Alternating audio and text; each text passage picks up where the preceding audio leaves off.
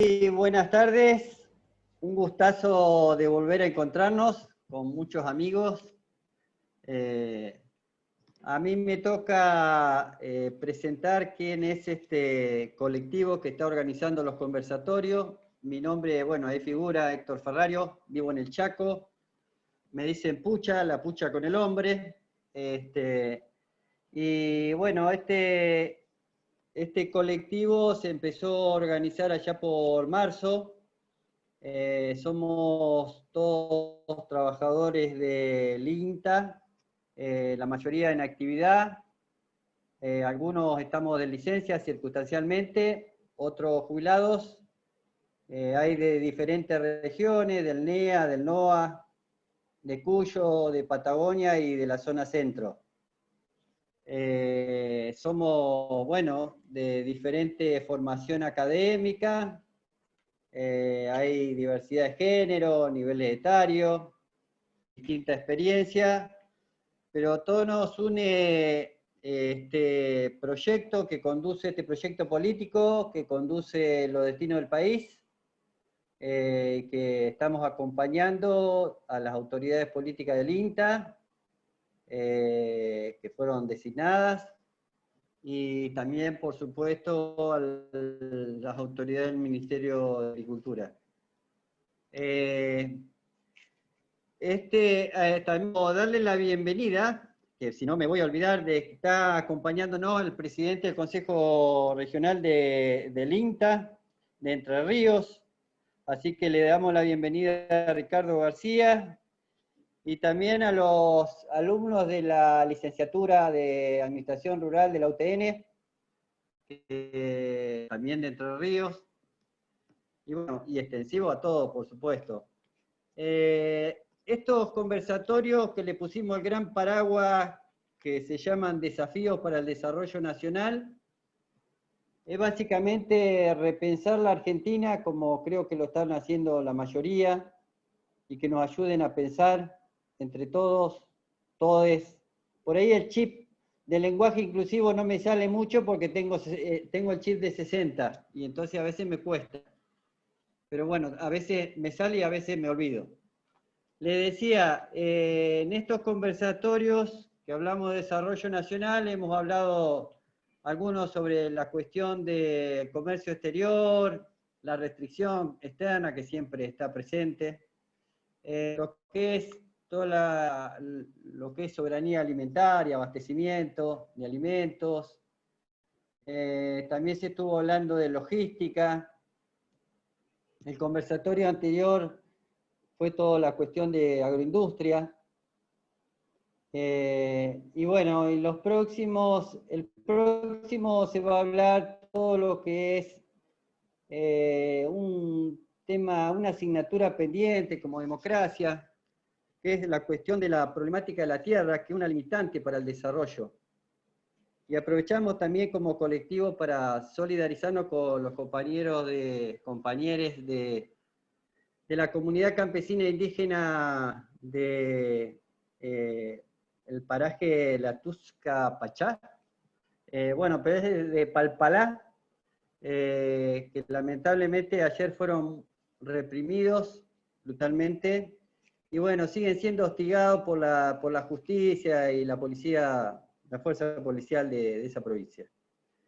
Y lo mismo lo queremos solidarizar con los compañeros de Entre Ríos, que están soñando con un proyecto para abastecer, para producir alimentos en forma agroecológica y abastecer ahí a las comunidades. Es el proyecto Artigas. Así que nuestra predisposición para colaborar en nuestra experticia técnica, en el tema organizativo, en el tema de gestión, en lo que se pueda, ahí vamos a estar. Bueno, agradecerle por supuesto a los disertantes por su buena predisposición. Siempre tratamos de que sea gente que viene del sector académico, que viene del sector privado, de los movimientos sociales y de la gestión política. Así que yo no quiero restar más tiempo y aparte tengo poca conexión, ahí me están avisando, no sé si me están escuchando. Le dejo a los coordinadores. Muchísimas gracias y esperemos que sea fructífera el conversatorio. Muchas Te gracias, dejo, María Pucha. Victoria. Muchas gracias, Pucha. Buenas tardes a todos y a todas. Es un gusto tenerlos acá. Realmente tenemos unos expositores y expositoras de lujo hoy. Vamos a abordar entre los desafíos que tiene nuestro sector agropecuario, agroindustrial, está esta bipolaridad entre un sector del agronegocio que crece y ha crecido dinámicamente y se ha concentrado, y vamos a abordarlo desde la mirada de los sujetos sociales y cómo se ha ido modificando la organización, la representación de intereses en el tiempo. La representación de intereses del agronegocio, esta categoría que ha sido construida como tal, digamos las clases dirigentes del agro históricamente, pero también nos interesa contraponer esta tendencia más reciente, revigorizada, de organización de las pymes, de las clases medias agrarias y de la agricultura familiar, campesina e indígena. Para debatir este tema, que creemos que sin duda plantea desafíos al desarrollo nacional, porque el sector tiene que generar divisas, empleo, riqueza, pero también tiene que hacerlo de acuerdo con los preceptos de nuestra doctrina de una manera inclusiva y ambientalmente sustentable. Por ende, hemos invitado a la doctora Carla Gras, la doctora Valeria Hernández, destacadas académicas del CONICET, voy a leer los antecedentes de ambas, al señor José Luis Castillo, dirigente del sector campesino del norte de Santa Fe, y al señor Pablo Pagliole, consejero del INTA y productor y dirigente agrario de Santa Fe. Paso entonces a leer brevemente el perfil de la doctora Carla Gras. Carla Gras es socióloga y doctora en Ciencias Sociales por la Universidad de Buenos Aires, es investigadora principal del CONICET, coordinadora del Programa de Estudios Rurales del Instituto de Altos Estudios Sociales de la Universidad de San Martín, UNSAM. Sus investigaciones se inscriben en el campo de la sociología rural y se centran en el análisis de procesos de cambio agrario y sus relaciones con las transformaciones en la estructura social agraria. Sus trabajos actuales se interesan por el proceso de consolidación del agronegocio y los modelos empresariales asociados, el acaparamiento de tierras, la cuestión agraria y ambiental, en áreas de avance de la frontera agropecuaria. Carla, sos muy bienvenida y te damos dentro de tus posibilidades 15 minutos y cuando te falten unos 2 minutos te voy a avisar. Te paso la palabra. Sí, perdón. Bueno, ante todo, buenas tardes para todas y todos. Quisiera antes de empezar con esta breve presentación, que no tiene, digamos que la idea es más que nada, bueno, poner algunas reflexiones o algunos elementos para reflexionar en torno a los temas que se planteaban recién. Pero digo, previo a eso quería agradecer la invitación a participar de este espacio, en la persona de Victoria, de María Victoria, que fue quien nos contactó hace un tiempo, y bueno, tanto para mí como para Valeria Hernández, que venimos trabajando juntas hace ya más de 15 años, es realmente muy importante este espacio del INTA, bueno, por todo lo que el INTA representa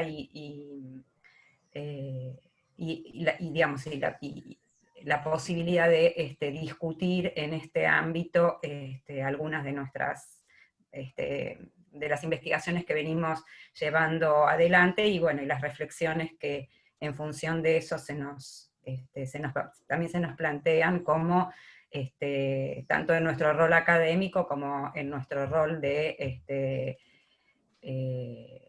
digamos, desde un rol crítico, y bueno, también en nuestro rol de ciudadanas, ¿no? Bueno, voy a compartir a ver si lo hago bien. Espérenme un minutilio. ¿Ahí se ve bien? Bien. Perfecto. Bueno, Lo armamos en conjunto con Valeria como para tratar de darle una cierta unidad a los 15 minutos de cada una.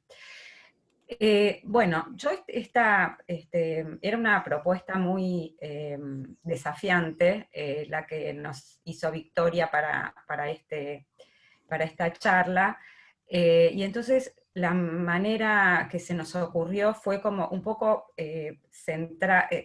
pensar, digamos, qué cuestiones abre realmente una reflexión sobre el tipo de modelo agropecuario que viene, digamos, que se emerge a fines de la década del 90 y que se consolida en los 2000.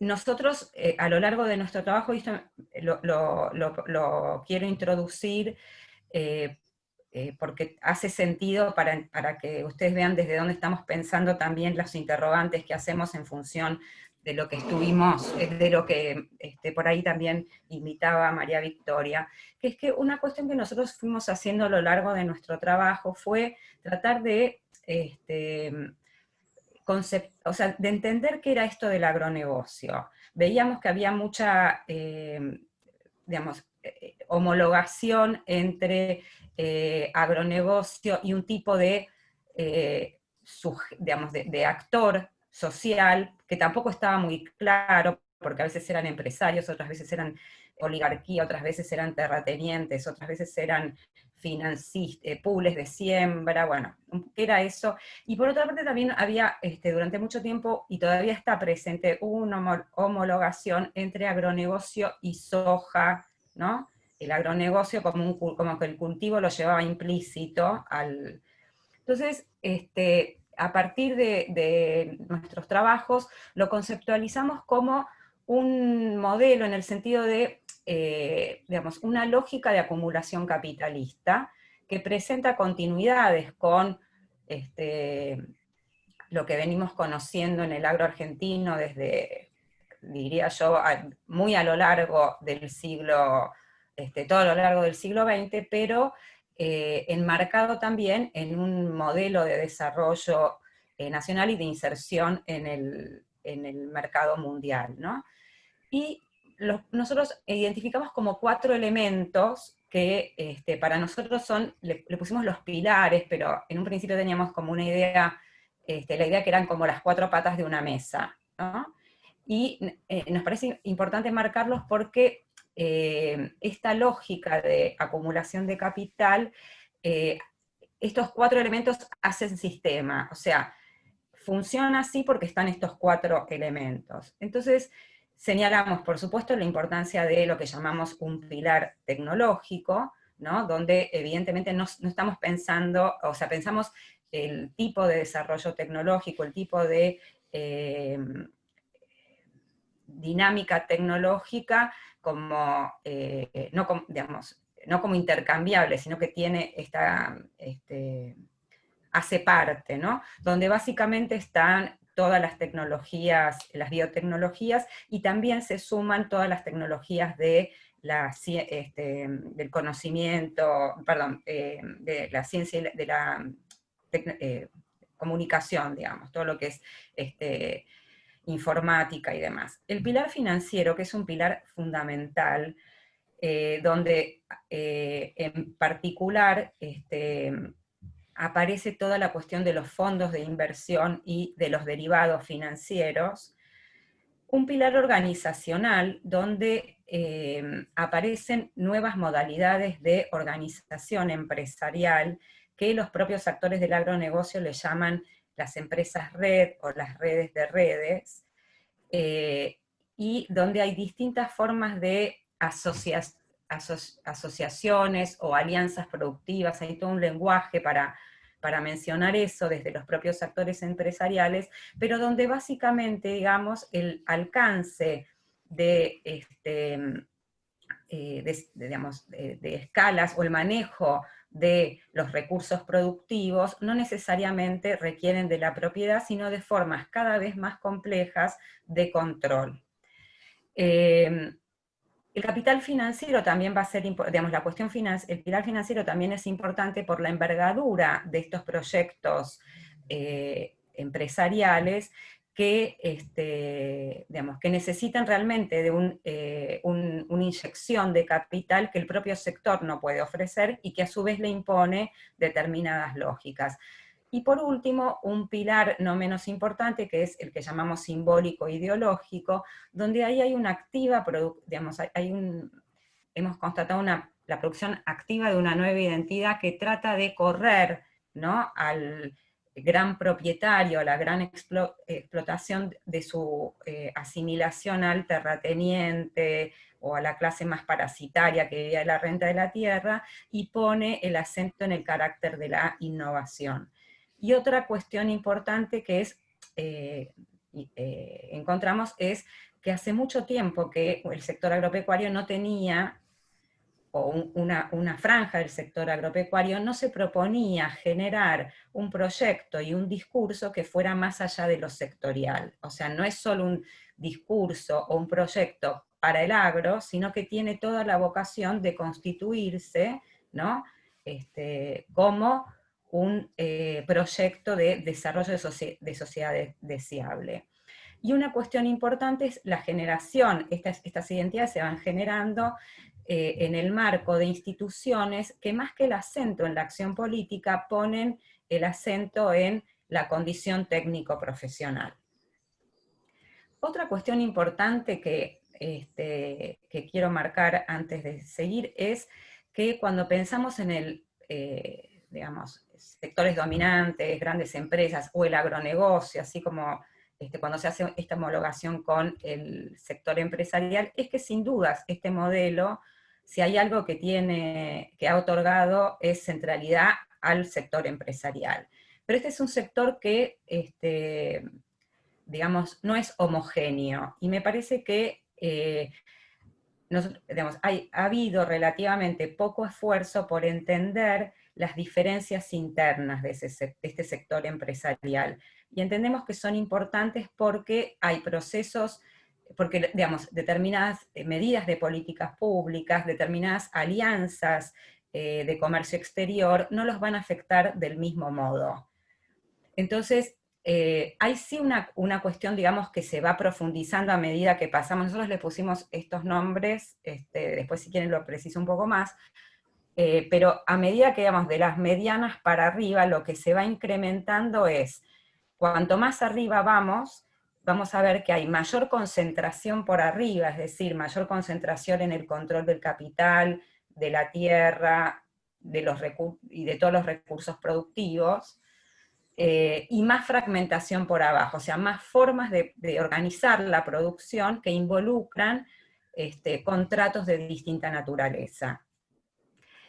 También, digamos, respecto de, digamos, claramente las empresas, lo que nosotros llamamos las mega empresas, que son las empresas, digamos, que lideran posiciones en la mayor parte de las principales cadenas productivas, son empresas que han liderado la expansión de fronteras, tanto digamos, de lo que se conoce como frontera agropecuaria, como también son las que han incursionado en países del resto de la región, conformándose lo que en la jerga se las conoce como las translatinas.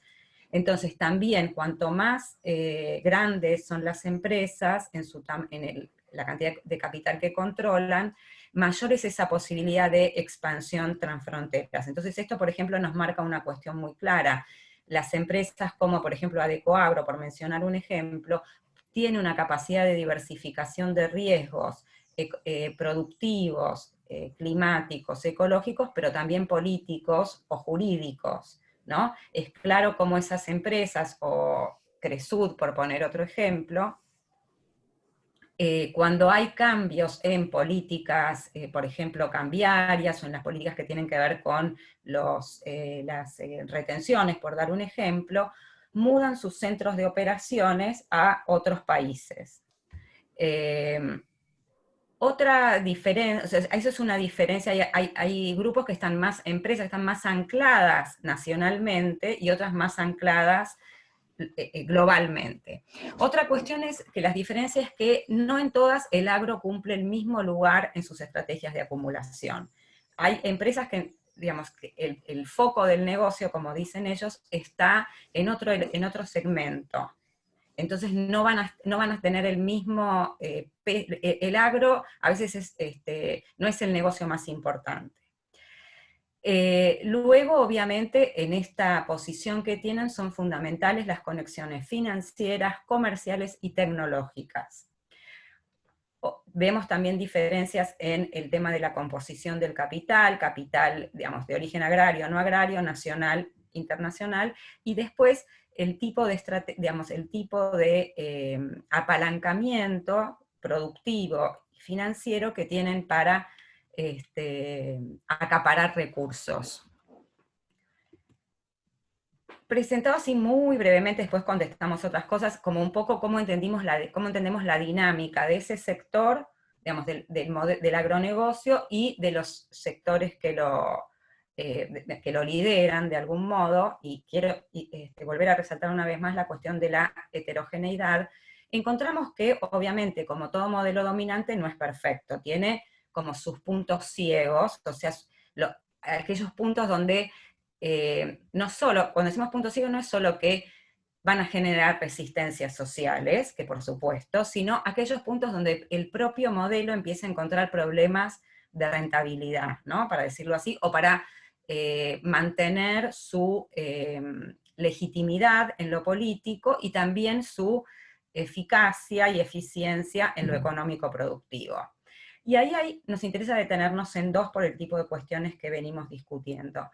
Una es lo que nosotros ponemos la polarización económica y social.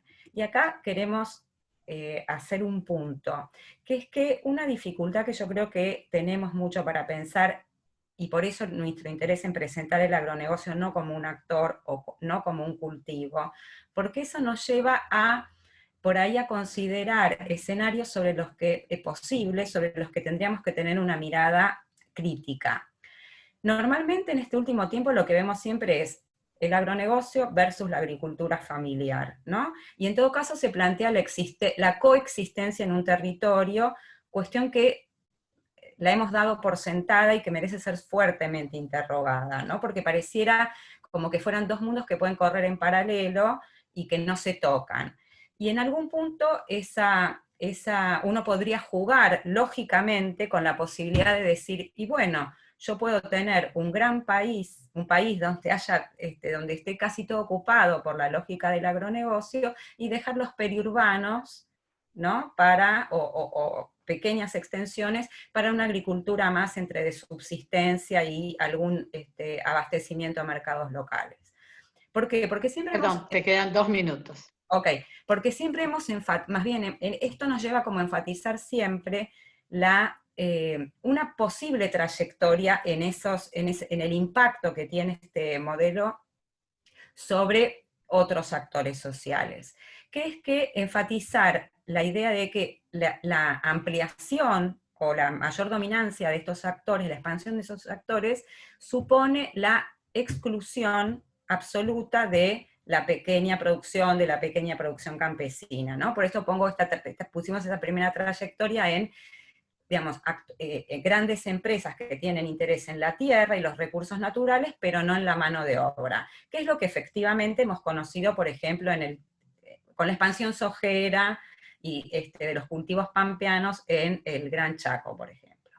Pero hay otras dos trayectorias que me parece que, frente a distintos proyectos que uno podría pensar, deberíamos también discutir, que es ¿qué pasa cuando está el interés en la tierra, pero también en el trabajo barato de quienes están en esas tierras? ¿O qué pasa cuando el interés no está ni en la tierra ni en el trabajo barato, sino en la producción que esos pequeños productores puedan hacer a bajos costos? Estas dos trayectorias nos hacen repensar una serie de cuestiones. Bueno, ¿por qué actividades son absorbidos o no? ¿Por qué actividades? ¿En qué condiciones? O sea, digamos, digamos, otras producciones que puede haber, o se pueden impulsar en el marco de estas, digamos, de cuestiones que se están discutiendo actualmente respecto de otras cadenas de valor, como todas las que tienen que ver con la carne. Bueno, por ahí, como no es la soja, entonces se pueden subir a esos proyectos, ¿no? Ese es un poco un razonamiento sencillo, o productores de otra escala. Bueno, pero ¿en qué condiciones? ¿Qué es lo que ellos van a controlar en esa inserción de la cadena productiva? ¿Por qué? Porque si la lógica de producción sigue siendo la misma que vimos antes, ya termino, ¿no? Parada, o sea, articulando elementos financieros, elementos productivos, bueno, ¿en qué condiciones? ¿En qué condiciones también se generan posibilidades de empleo? Y ese es un punto, sí, ha sido siempre un punto débil del agronegocio. Y la otra cuestión que me parece que no es menor, que es, bueno, también puede ser que esta expansión siga generando población excedente. Con esto quiero decir población que no es importante, para decirlo con todas las comillas del caso, o sea, como se diría simplemente, población que al capital no le interesa ni para explotar, ni para hacer los consumidores. Y hay algunos signos de que este tipo de población estaría existiendo en el caso de la Argentina. Y es un tipo de población para la cual no tenemos todavía una mirada, digamos, una mirada que lo considere realmente. Estos son como dos puntos que quería dejar planteados para retomar después en la discusión. Y ahora, bueno, le dejo paso a Valeria, sigo con la pantalla porque yo le voy pasando las que quedan. Perfecto. Muchas gracias, Carla.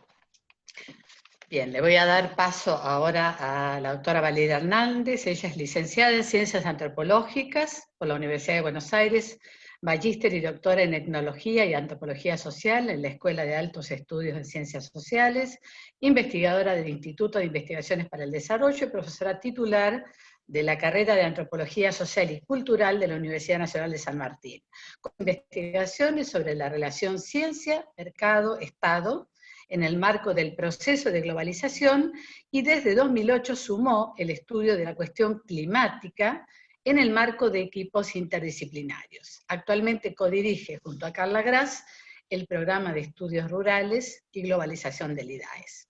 Bienvenida, Valeria, te paso la palabra para continuar. Muchas gracias también por esta invitación a este espacio de diálogo con ustedes, miembros del INTA, con quien hemos trabajado muchísimo en todas las investigaciones de las que recién habló Carla, y las seguimos trabajando. De hecho, la vi, nos saludamos a Lucía del Chaco, así que de Las Palmas, del INTA de Las Palmas, un placer siempre abrir este diálogo con gente que está en el territorio y que realmente conoce desde abajo y desde el día a día estas problemáticas, ¿no? Entonces yo, siguiendo con los puntos ciegos de los que recién habló Carla en relación a uno, que es la polarización social, yo quería traer otra faceta de los puntos ciegos que tiene el modelo de agronegocios, que está relacionado con los impactos, que generalmente se los trabaja así, se los concibe en términos de impacto o externalidades del modelo,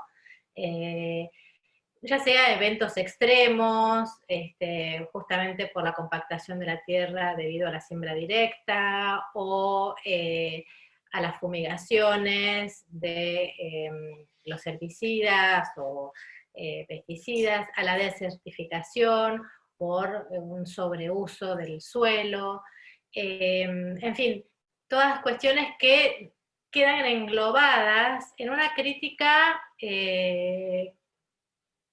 de una insustentabilidad del modelo en términos de insustentabilidad ambiental.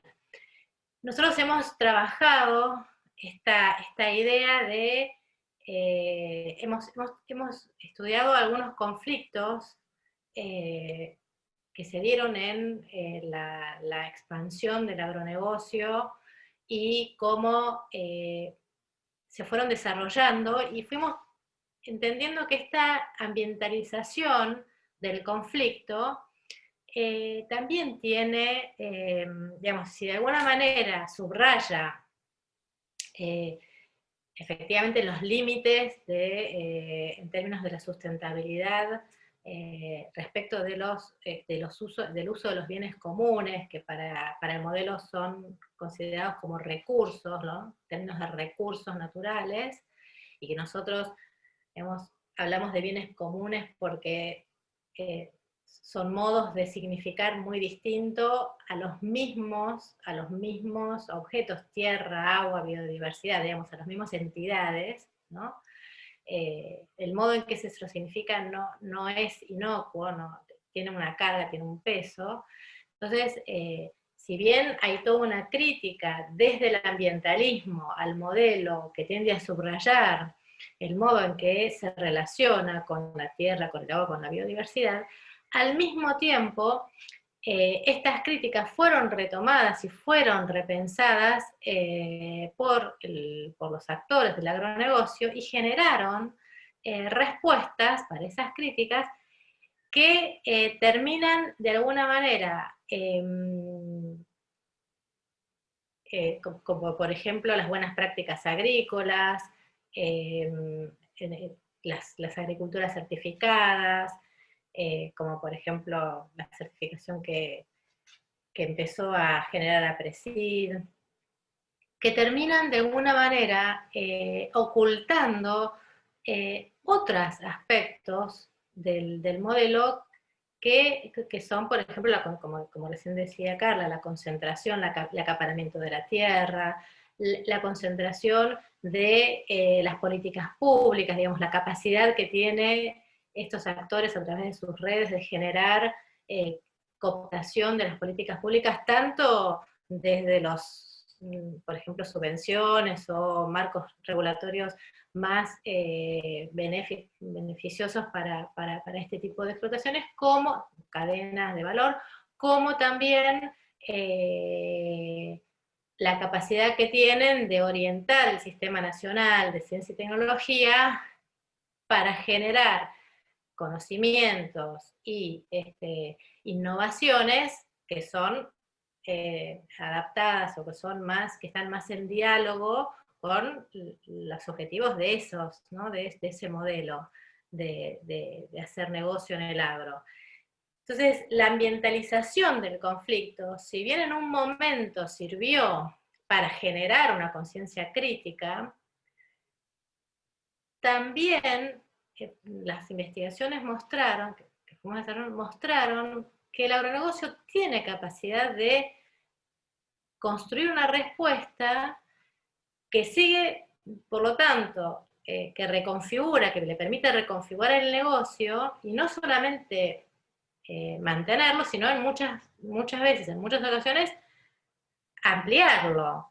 Sin ir más lejos, en el caso del departamento Bermejo, las críticas al empresario, digamos, que tiene ahí un desarrollo arrocero que tuvo conflictos por las fumigaciones. Bueno, esas críticas lo llevaron a desarrollar, por ejemplo, una estrategia de construir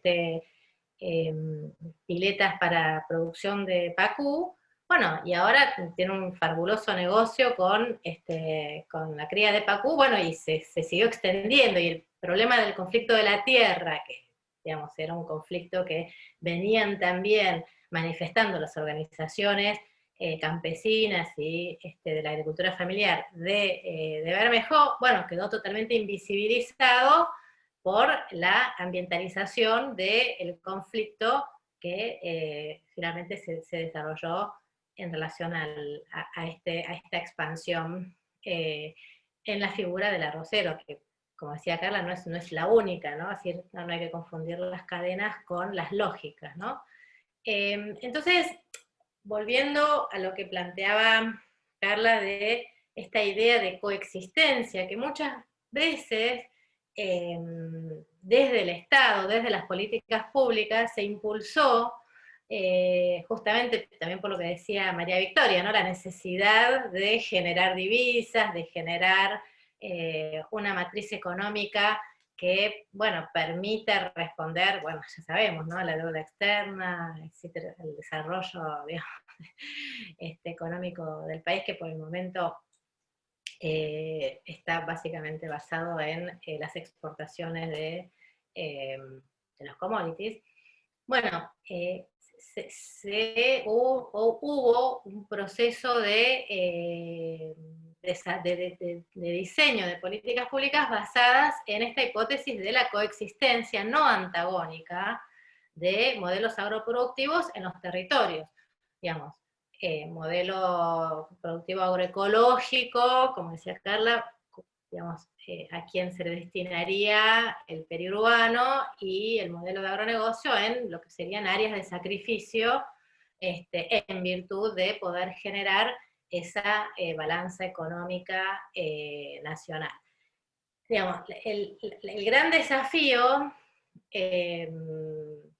para la siguiente, si querés, Carla, sería, bueno, ¿cómo sería pensar una transición, ¿no? Del actual modelo hegemónico de agronegocios hacia uno socialmente justo, bueno, económicamente equitable y ambientalmente sustentable, que, por ejemplo, interrogaría a una institución como el INTA, o a nosotros como académicos en general, bueno, ¿qué tipo de ciencia necesita esa transición?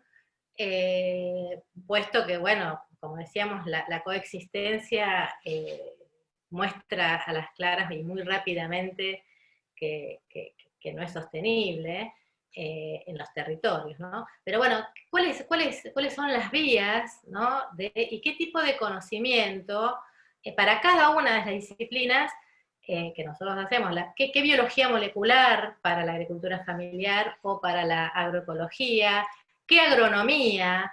¿Qué antropología? Es decir, ¿y qué diálogo interdisciplinario debería desarrollarse para que los territorios para poder acompañar a los territorios en esa transición, ¿no? De este modelo hacia ese otro, en la medida en que, bueno, podamos abandonar, digamos, o que debamos abandonar la hipótesis de la coexistencia. 2 minutos, Valeria. ¿Me quedan 2 minutos? Pero más o menos, pueden ser 5, ok. Pero más o menos, digamos, un poco la idea realmente es esta. Yo prefiero por ahí dejarlo más a un intercambio, si les parece, porque básicamente lo que tenía que decir era esto. Bien, muchas gracias. Excelente charla. Pasamos ahora a los representantes del sector productivo. Le damos la bienvenida al señor Pablo Pagliole. Hola, Pablo. ¿Estás ahí? Victoria no ha podido entrar, Pablo, con un problema técnico. Ah, Pablo no. Bueno, pasamos entonces a José Luis Castillo. José Luis Castillo es campesino del norte de Santa Fe, es dirigente de la Organización Obreros del Surco de Villa Ocampo, miembro de la Unión de Organizaciones Campesinas del Norte de Santa Fe, UONSAFE, integrante de la Asamblea Campesina Indígena del Norte Argentino. En la actualidad se desempeña como referente del Consejo Nacional de la Agricultura Familiar y además es parte de la Secretaría de Agricultura Familiar, Campesina e Indígena. Adelante, José Luis, bienvenido. Tienes la palabra. Buenas tardes a toda la sala y en primer lugar agradecer a todo el equipo de trabajo ahí por darnos esta oportunidad de participar en este desafío que es más que un debate, y en especial a Diego y a Claudia que me estuvieron llamando por teléfono para esta invitación, así que le estoy muy agradecido a todos. Y bueno, de paso saludar a los compañeros que hacía rato que no nos veíamos, bueno, Pucha y otro, no, aquí estamos través del, como decimos, a través del televisor, pero bueno, no estamos bien.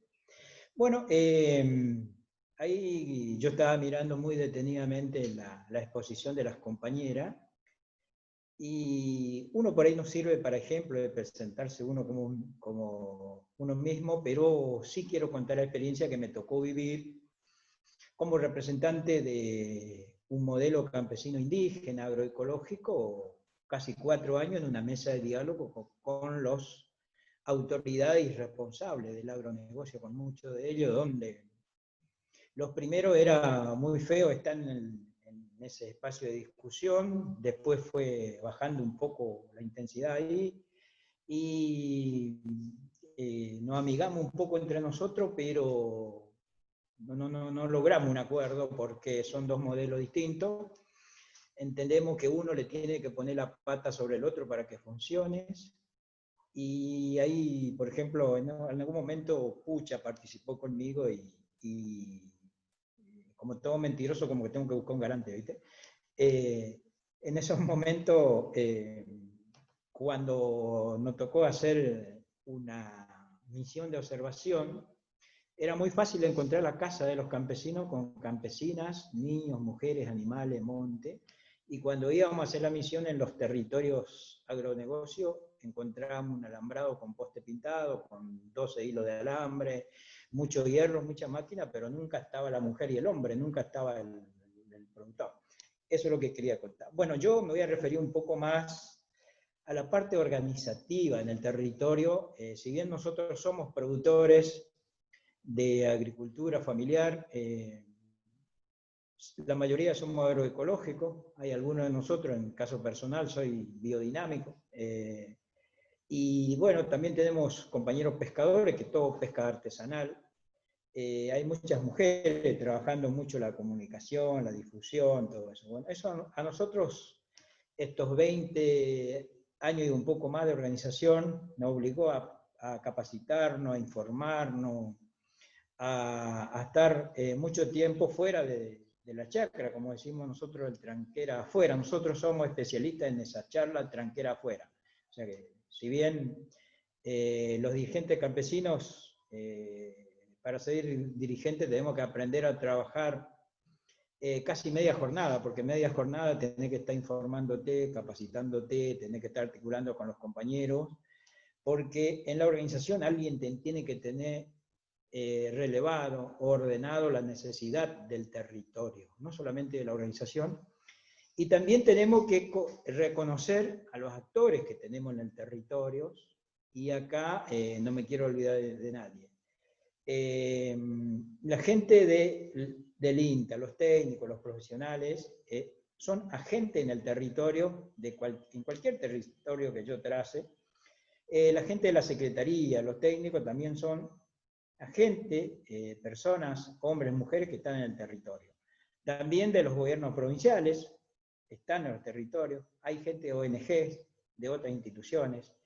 Depende del obispo que tenemos, a veces hay gente del obispado, de la Iglesia Católica, a veces hay algunos pastores. Todo esto son actores. Y después, lo que no podemos estar ausentes somos nosotros, los campesinos, los indígenas, otros productores que no están organizados, porque no quieren estar organizados, porque les creen o no sé qué, un montón de cosas. Y ahí nosotros entramos a la conclusión de que cuando reconocemos todo esa cantidad o todos esos actores en el territorio, ahí es donde estamos en condición de arrancar. Porque nos necesitamos uno de otro, nosotros necesitamos los técnicos del INTA para que nos formulen el proyecto. Necesitamos saber qué política pública está teniendo el INTA, por ejemplo.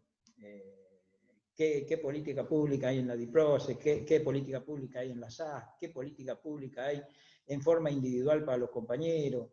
¿Qué hay en mujeres? ¿Qué hay en salud? Bueno, todo eso necesitamos saber, alguien de la organización, para puentear con otros de las organizaciones que están monte adentro o al otro lado del río, y tienen propuesta, y tienen necesidad, y tienen dificultades.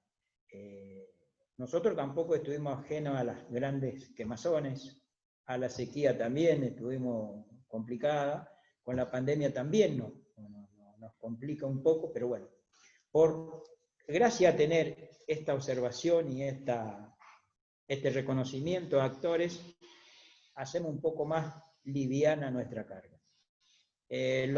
Los proyectos de sequía, no vamos a solucionar en un día, pero descargamos muchísimo los proyectos de agua de la DIPROCE que formaron los profesionales del INTA. Estas emergencias, bueno, estamos descargando mucho en los programas que tiene la Secretaría de Agricultura Familiar. En los incendios, y no tenemos elementos como para salir a apagar el fuego, pero después de los incendios, bueno, el recupero de alambre, el recupero de alimentos para los animales, por ahí, eso vamos planteando en los gobiernos provinciales, y es medio escaso tener respuesta en los municipios y en las comunas, pero bueno, también la hacemos. Bueno, eso es lo que no nos puede faltar a una organización social para seguir de pie más en otro momento. Y si soñamos con este desafío de un desarrollo rural, un desarrollo integral, yo por ahí soy un poco mezquino, me fío hasta un desarrollo rural. Yo en el desarrollo urbano o de ciudades dejo, porque reconozco que hay otros actores, hay otras organizaciones sociales más urbanas. Yo tengo conocimiento en las organizaciones campesinas, indígenas, entonces hasta ahí me animo a proponer una salida.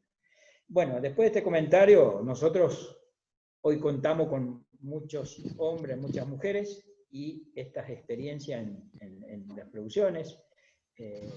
Nosotros tenemos varios ejes productivos diversos, mencioné algunos: la agricultura, la pesca, la ganadería, la transformación, pero también por ahí salimos, no nos queremos quedar solamente en el rol de productores, porque es común que todo campesino, todo productor, el medio de vida es la producción. Pero la producción de uno alcanza para la familia o el grupo familiar. Y cuando vos tenés una organización funcionando, ves la necesidad del otro, del vecino, del frente, de atrás, de otro. Y bueno, las organizaciones tratamos de hacer ese puente entre el Estado, la política pública, o cuando el presidente de comuna mira para el otro lado, o el intendente, o no hay respuesta, ahí es donde nosotros estamos presentes tratando de hacer eso. ¿Cómo se hace eso? Ya dije, esta articulación, pero también tenemos que conocer el territorio, tenemos que saber hasta dónde da nuestra producción en la explotación de cada uno, y hasta dónde da nuestro territorio en lo productivo. Y también el riesgo que tenemos. Cuánto frágil somos ante una sequía, ante un incendio. Está bien, nadie estaba preparado para esta pandemia, pero ¿cómo nos resguardamos? Nosotros acá tuvimos que sacar el rol de la comunicación y la educación para resguardarnos como campesinos indígenas. A través de una radio FM estaríamos informando la cantidad de contagios, la fase que tomaban en nuestro municipio o en nuestro pueblo más cercano a los compañeros. ¿Qué significaba la fase? Que podíamos ir a buscar alimento, pero no ir a la plaza. Que había una política pública como el IFE, que los compañeros tenían que inscribirse, pero que no había una oficina en ninguna ciudad ni pueblo donde se podía hacer cola. Otra vez aparecimos las organizaciones sociales ofertándonos nuestro número de teléfono, nuestra computadora, nuestros equipos administradores para cargarlo, para lograr una boca de pago. Bueno, yo creo que es un poco el rol de una organización para un desarrollo. Porque si no se tiene en cuenta esto, no vamos a ir por lo que falta. Seguramente que podemos mejorar, y queremos mejorar mucho más en lo productivo.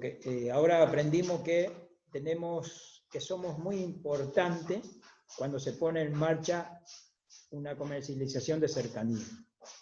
Cuando empieza a tener valor, porque aquí empezó a tener valor porque los supermercados no podían ir a Resistencia o a Santa Fe, aparecieron las organizaciones sociales, acompañados de los entes del Estado, promocionando, entregando bolsones, vendiendo, acercando a los centros más necesitados, como centros de jubilados, PAMI, a barrios carenciados, y ahí entendimos también nosotros que cuando se aplica un mercado de cercanía tenemos muchísimas posibilidades de vender el total de nuestra producción, y también aprovechar para difundir y que la sociedad compare la diferencia entre una producción que uno no conoce, que es convencional, y la nuestra, que es agroecológica, sana, segura, que está en el lugar, que no arriesgó nadie para poner en la mesa de ello, y sobre todo con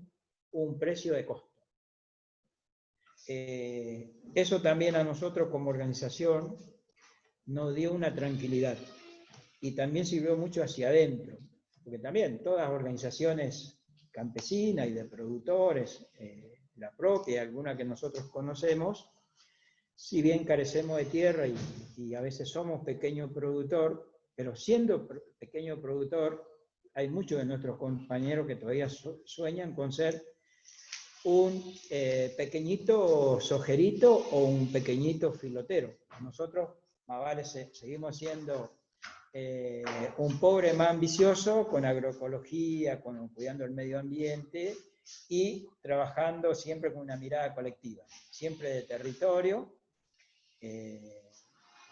y sobre todo no quedarnos con el logro, porque también esto, para poder tener todo esto, a nosotros nos desafía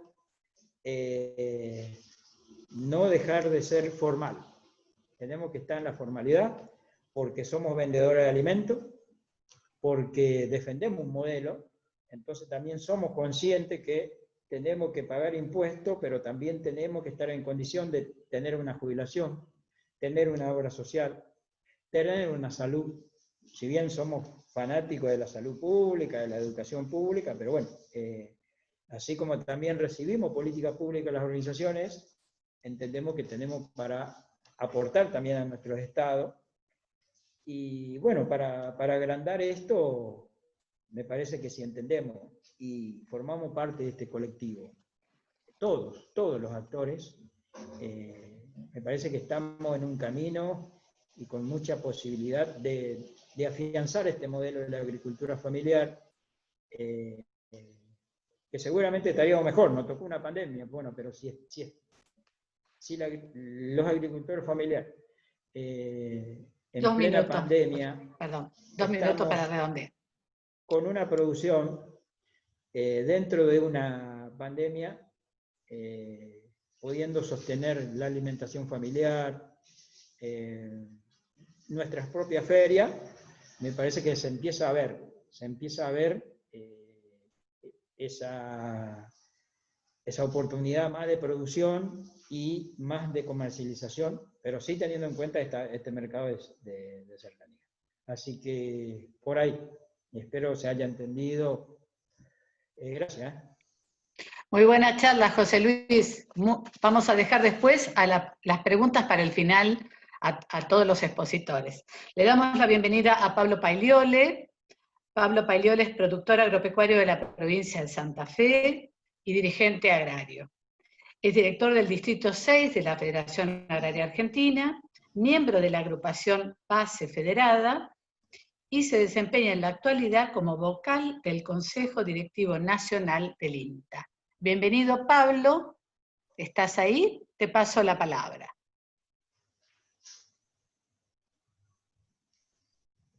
Hola, Pablo. Tienes que abrir tu micrófono. Tienes que abrir tu micrófono para que te escuchemos. Ahí, hola, ¿ahí se escucha? Ahí se escucha, adelante. Tienes 15 tal? minutos. Buenas tardes. ¿Qué tal? Buenas tardes para todos. Bueno, en primer lugar quería agradecer la invitación. La verdad que cuando me llamó Diego Castro, para invitarme a esta actividad, a este conservatorio, me dio una alegría grande, por varias razones. Una, por la temática, que por una cuestión accidental que después voy a comentar no pude escuchar bien toda la exponencia. Pero sobre todo me dio una alegría grande cuando me contó quién organizaba esta actividad.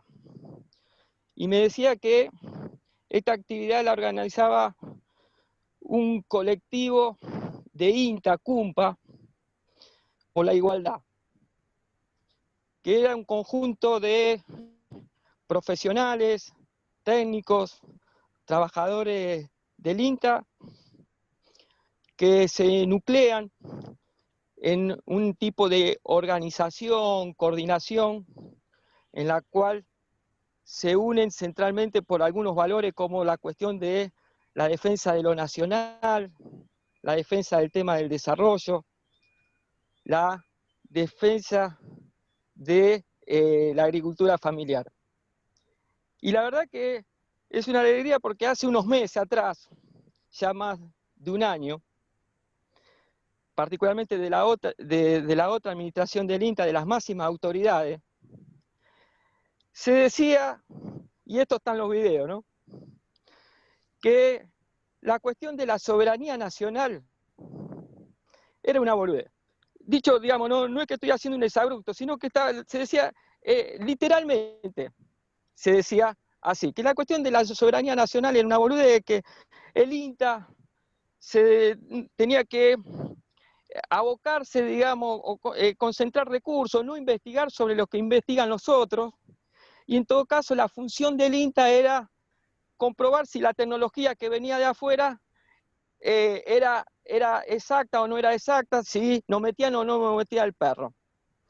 Y bueno, ni hablar de lo que decían de la agricultura familiar. Por lo tanto, tomar conocimiento de que en el INTA existe un colectivo, una agrupación que se basa, digamos, en esos principios que enumeraba al principio, la verdad que da una alegría, da una garantía y es una reserva, digamos, que tiene la institución. Y además, quería decir otra cosa, me parece también importante, y esto ya lo digo más de una cuestión sectorial, porque, digamos, uno en el territorio lo que ve un gran descreimiento hacia la política y descreimiento a los políticos.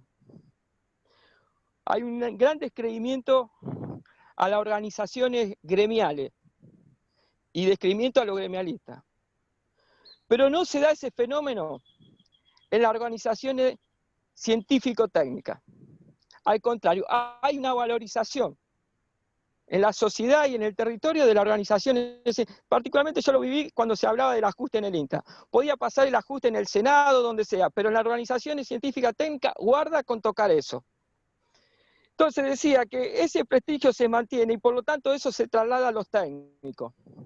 O sea, decíamos que los políticos no son creíbles, digamos, los gremialistas muchas veces no somos creíbles, pero los técnicos todavía guardan un gran prestigio en el territorio.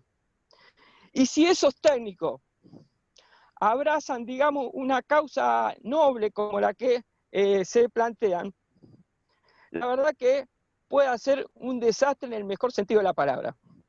Son fundamentales. Cuando esos técnicos abrazan esta causa, la función que cumplen en la cuestión de la organización de los productores, en la organización, digamos, de distintas formas de asociaciones, en la constitución de la masa crítica, tan importante, digamos, para lograr las transformaciones que necesitamos. La verdad que es fundamental.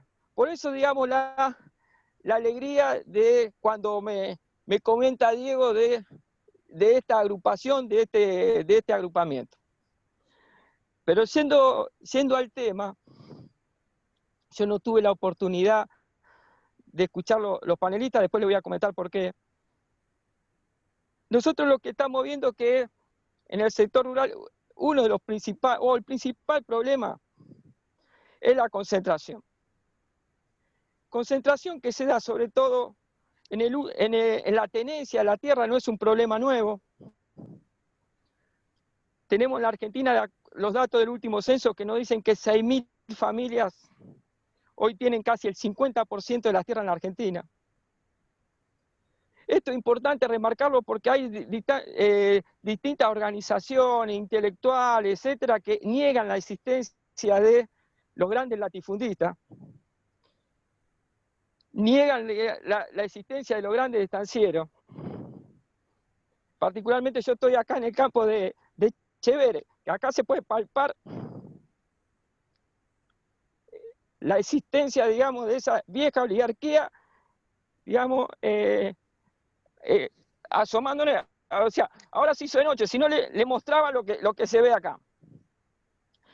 A ese proceso de concentración de la propiedad de la tierra se agrega un nuevo fenómeno, o sea, no es nuevo, pero es contemporáneo a la concentración de la tierra, que es la concentración de la producción.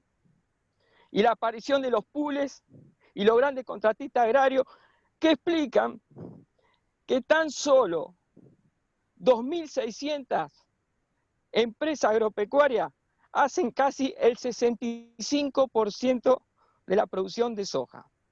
Tan solo el 2.600 familias, porque por eso cuando hablamos de los sojeros tenemos que tratar de diferenciar bien, son 2.600 sojeros que están haciendo casi el 65% de la soja.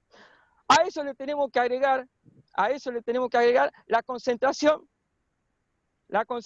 en la comercialización y extranjerización de la comercialización, donde 7 multinacionales, Cargill, Dreyfus, Nidera, Coifo, comercializan casi el 70% de los granos y derivados de la Argentina. Entonces nosotros ubicamos que ese es uno de los grandes problemas, ese nivel de concentración que se negaba, digamos, las viejas autoridades del INTA negaban este problema y decían que había que ayudar a concentrar, no a democratizar.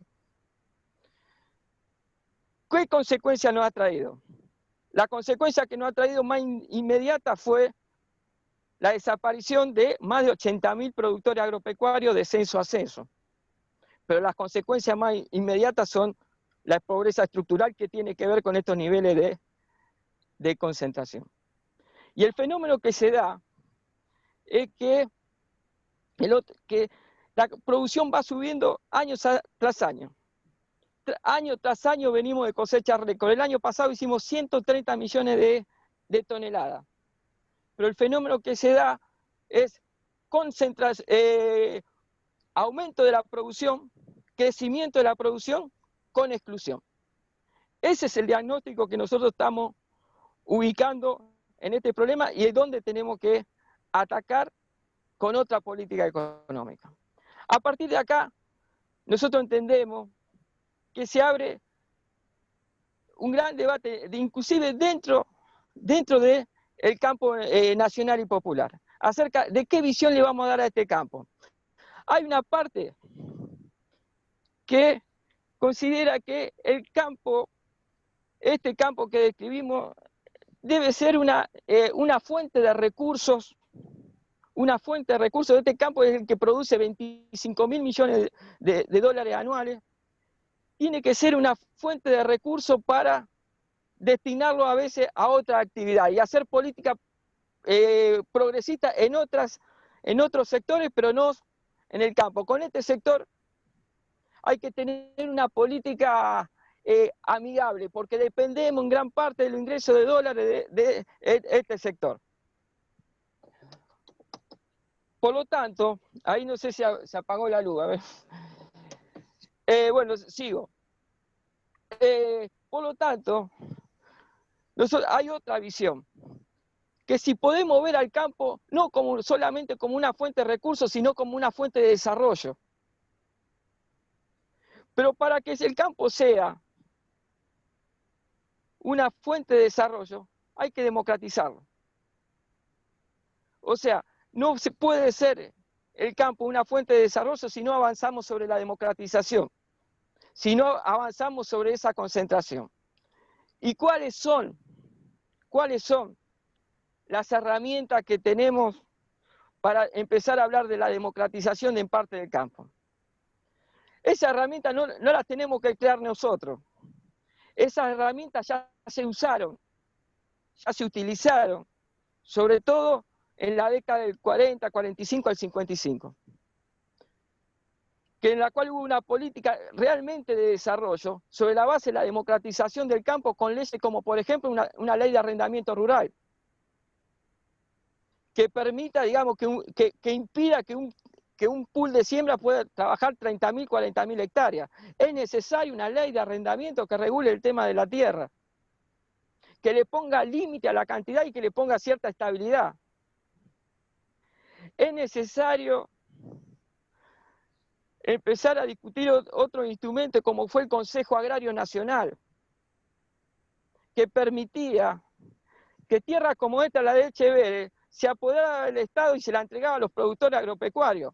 Tierras que son de dudosos orígenes. No estamos hablando siempre de sacar tierra a lo que han sido producto del trabajo y el sacrificio. Estamos hablando de democratizar tierras que fueron producto de la estafa y muchas veces al Estado Nacional, como es este caso de Echeverre, que se ha quedado con el 70 hectáreas de la escuela que está acá vecina y con las tierras del frigorífico Santa Elena, que eran toda tierra del Estado. Entonces, tiene que volver el Instituto, el Consejo Agrario Nacional. Y tenemos que volver, para democratizar la comercialización, una fuerte participación del Estado en la comercialización. Es necesario recuperar en forma más moderna, con otra terminología, para no espantar, pero tiene que el Estado intervenir en la comercialización de grano. Lo de Vicentín fue un hermoso ejemplo. Pero nos quedamos ahí. Pero es una lucha que hay que seguir dándola, porque es ahí donde se concentra gran parte del poder económico en la Argentina. Por eso nosotros decimos que hay que democratizar y el Estado tiene que intervenir en la comercialización de grano. No puede ser que 7 multinacionales que acaparan el 70% de la producción de los argentinos agarren del cuello a cualquier gobierno democrático y le digan: si no devaluás, no liquido; si no me bajás las retenciones, no liquido. Eso atenta inclusive contra la democracia. Por lo tanto, tenemos que avanzar en ese programa. Tenemos que ir y tenemos que ver al campo, a este campo, como una cuestión de desarrollo. No basta verlo como una cuestión de sacarle los recursos, discutir 2 o 3 puntos más, 2 o 3 puntos menos de retenciones, y tener una política amigable, porque necesitamos los dólares de ese sector. Creo que esa visión es totalmente equivocada. Por eso no estamos de acuerdo con los programas de los consejos agroalimentarios argentinos, en la cual pone la meta centralmente en el volumen y dice: bueno, el gran objetivo y los titulares son: vamos a las 200 millones de toneladas, y no nos preguntamos quiénes van a hacer esas 200 millones de toneladas, no nos preguntamos cómo se van a hacer y quiénes la van a comercializar. Si no nos preguntamos eso, la va a terminar comercializando Dreyfus, la va a terminar comercializando Cargill, y van a tener mayor poder de fuego para chantajear a cualquier gobierno le vamos a dar poder económico para que sigan chantajeando a gobiernos democráticos. Lo mismo pasa con las granjas porcinas, donde se pone por el volumen.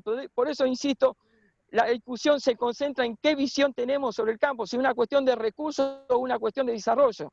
Lo de las granjas porcinas también es otra muestra de ver al campo como una cuestión de recursos y no de desarrollo, porque 25 granjas no hacen al desarrollo del país.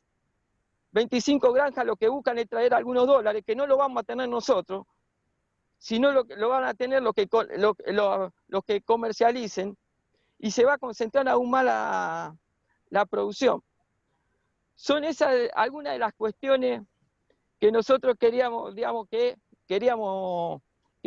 plantear. No sé cómo estamos con el tiempo, pero me gustaría comentarle algo de lo que está pasando. Perfecto, tenés 5 minutos, tranquilo. Ah, bueno, bárbaro. Decía que este modelo agropecuario que pone el centro en el volumen, en la cual muchas veces tenemos récord de producción, las consecuencias sociales son bastante lamentables. Nosotros tenemos, porque son ejemplos concretos, no es teoría, tenemos la situación de que en muchos pueblos donde sale la cosecha récord. Pueblo del interior, estoy hablando de Pampa Húmeda, pueblo de 5.000 habitantes, 7.000 habitantes. La principal fuente de trabajo en esos pueblos es la comuna, es el municipio. O sea, ese es un ejemplo cabal de que a veces el volumen no hace al desarrollo. Tenemos récord de producción y récord de desaparición de productores agropecuarios. Hay más de 500 pueblos, según la Fundación Fundar, de que menos de 2.000 habitantes que están en riesgo de desaparecer con este modelo. Ahora bien, nos tenemos que plantear otras medidas más de cambio estructurales, que la enumeraba recién. Y enseguida va a venir una pregunta y tenemos que analizarla entre todos. ¿Es posible? Es el otro debate. ¿Es posible tomar las medidas estructurales que necesitamos en este contexto? ¿Nos da la correlación de fuerza? ¿Hay plafón en el resto de la sociedad para avanzar? Pues fíjate lo que pasó con Vicentín. Bueno, ese es el desafío que tenemos las organizaciones centralmente de base.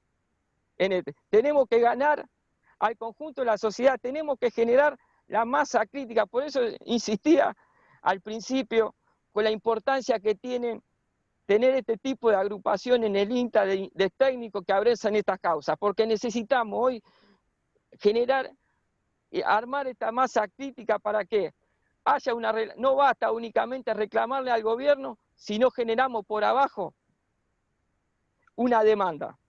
Tenemos que generar la demanda de una ley de arrendamiento, tenemos que generar una demanda de tierra, de democratización de la tierra, y seguramente vamos a encontrar en el gobierno alguna respuesta. No puede ser al revés, pedir únicamente y no generar el trabajo por abajo, porque si no, nos pasa lo de Vicentín. Ese es uno de los temas.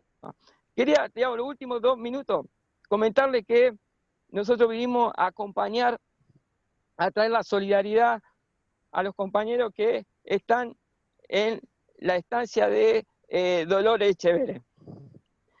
Creemos que lo de esta experiencia, lo de Echeverre, es una síntesis.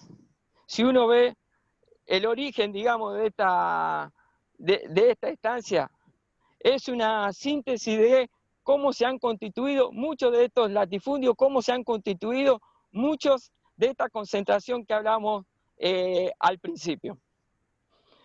Porque te digo, y es importante ver el origen, porque cuando vos hablas de democratizar la tierra, muchos productores, trabajadores, inclusive, tú dices, no, pero vos no podés sacar lo que es producto del trabajo y del esfuerzo.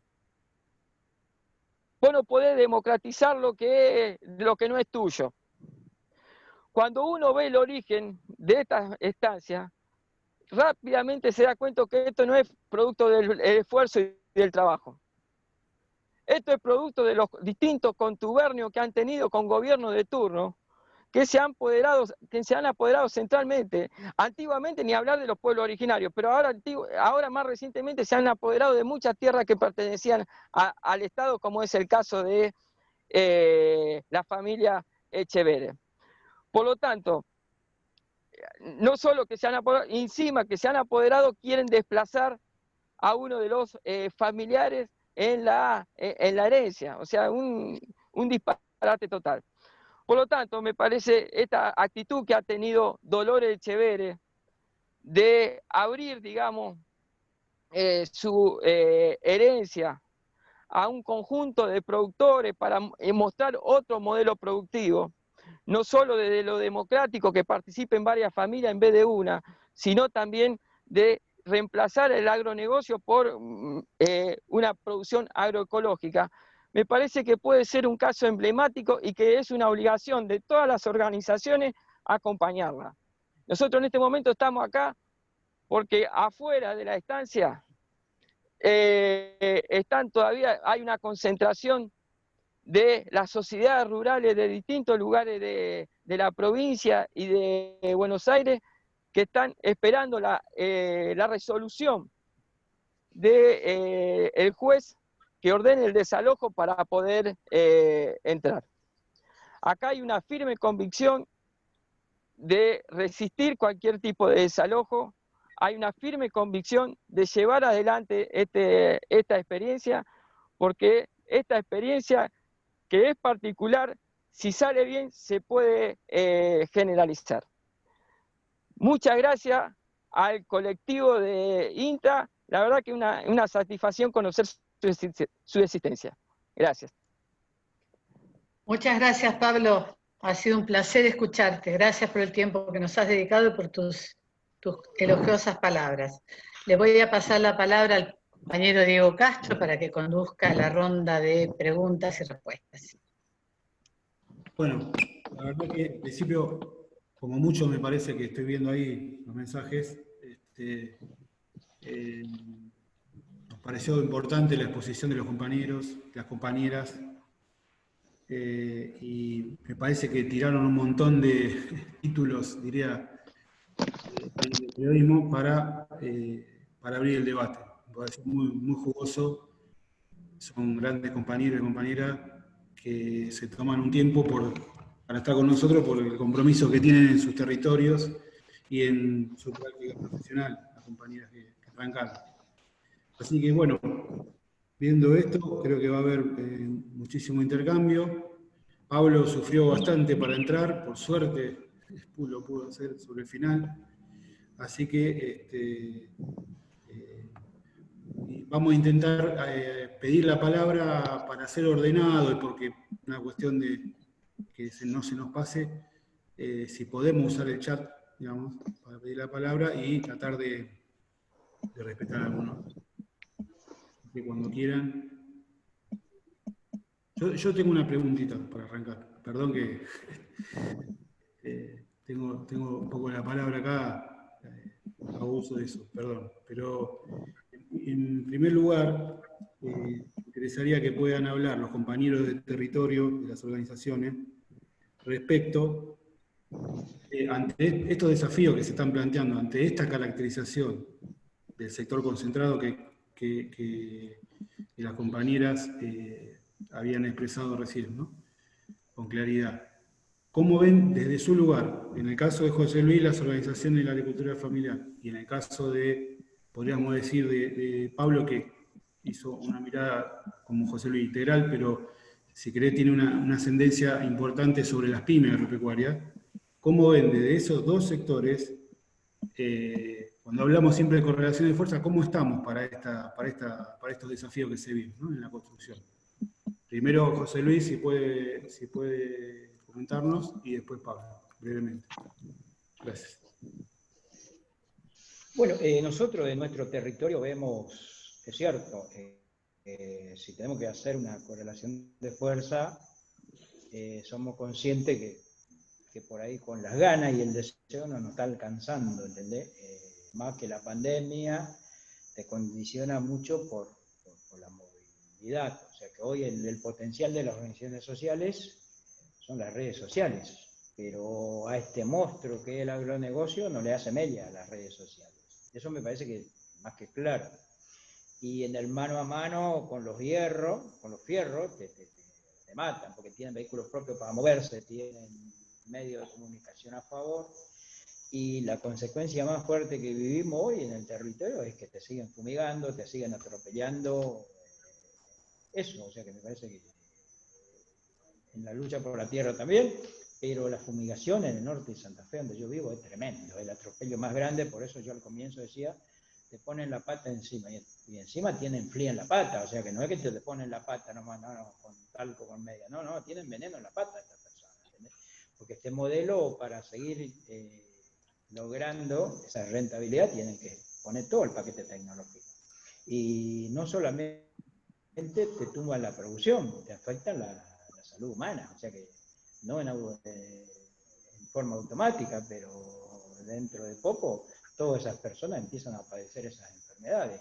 Y lo peor de todo, que no se ha tenido en cuenta cuando estamos atravesando una pandemia, que la base de esto es el problema respiratorio, y justamente los productos agroquímicos son la fábrica de problemas pulmonares respiratorio. Y acá en los territorios, por ahí, nosotros somos los que más sufrimos. ¿Por qué? Porque por ahí los consejos deliberantes, los presidentes de comuna, algún intendente, se animan a hacer algunas medidas de resguardo en los cordones urbanos. Dicen a 1500, a 700, a 800, a 3000 metros del ejido urbano. Y los campesinos que estamos a 15 kilómetros, a 20 kilómetros de la ciudad, que nos cuide Dios, Gauchito Gil y la Virgen de Itatí, o sea que no hay otro para cuidarnos a nosotros. Porque en eso yo siempre discuto, en los espacios que estoy, digo, está todo bien, buenísimo que le cuiden a la gente que está en la ciudad. Y nosotros, por no reunir 5 o 10 familias, porque el productor vive solo, porque justamente tiene que explotar sus 10 cuadras, sus 5, sus 6, 7 que tiene. No podemos hacer un pueblo o un barrio en cada explotación. Entonces ahí quedamos a buena de Dios en las protecciones, no digo ambiental, sino contra los agroquímicos. Yo estoy con 2, 3 denuncias ahí de compañeros tratando de canalizar en los lugares que corresponde, porque se fumiga a 20 metros de la casa de las personas, sin importar el día, sin importar la hora, sin importar el viento. Vos te vas a hacer la denuncia, no autorizó ningún ingeniero, esa comuna no tiene ni siquiera un área de producción. Y el intendente es socio de esa explotación de soja, entonces, el presidente de comuna. Entonces, eso, por ejemplo, es uno de los peores atropellos y el maltrato directo del agronegocio a los agricultores.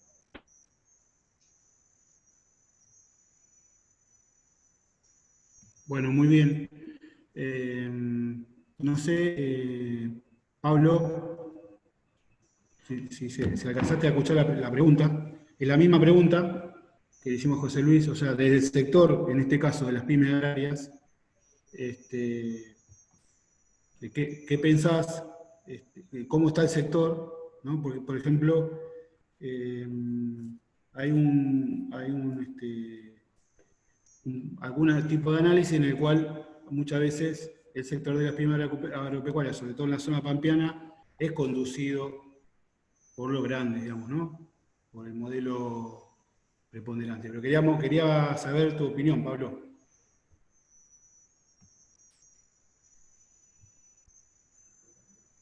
Está apagado el micrófono. Sí, andamos con problemas de tecnología. Se medio cortado. Nosotros el fenómeno que se está dando en el sector pampeano, en los pequeños y medianos productores, digamos, de producción de commodity, es que muchos de esos productores se están transformando en rentistas, en lo que nosotros decimos mini rentistas. O sea que no tienen el capital financiero, digamos, para producir, para diversificar su producción. Y por lo tanto, los hijos no tienen perspectiva en una escala chica de 40, 60 hectáreas produciendo trigo, soja, maíz. Por lo tanto, muchos de esos productores chicos están alquilando el campo a grandes contratistas que trabajan 3.000, 4.000 hectáreas cada uno, y eso imponen el modelo, digamos, de netamente el agronegocio, etc. Entonces tiene poca alternativa ese pequeño productor muchas veces de poder plantearse otro modelo productivo. Por falta de capital financiero centralmente, y hasta ahora falta de alternativa para diversificar la producción, porque vos te ponías a producir cerdo hasta el año pasado y te entraban los cerdos de Brasil y te fundía a los 15 días que había puesto el criadero. Entonces, esa situación, esa política fue condicionando, digamos, el modelo productivo y el desarrollo productivo en la zona, ¿no? Muy bien. Bueno, ahí pedía la palabra Pucha. ¿Querés, Pucha, Hola. hacer una pregunta o un comentario? Sí, no, en principio un gustazo realmente escucharlo a todos y a todas. Para el caso de Carla y Valeria, la pregunta, si bien caracterizaron bien, bueno, cómo es los factores que influyen o los pilares del agronegocio, que hablaban de lo tecnológico, lo financiero, lo organizacional y simbólico.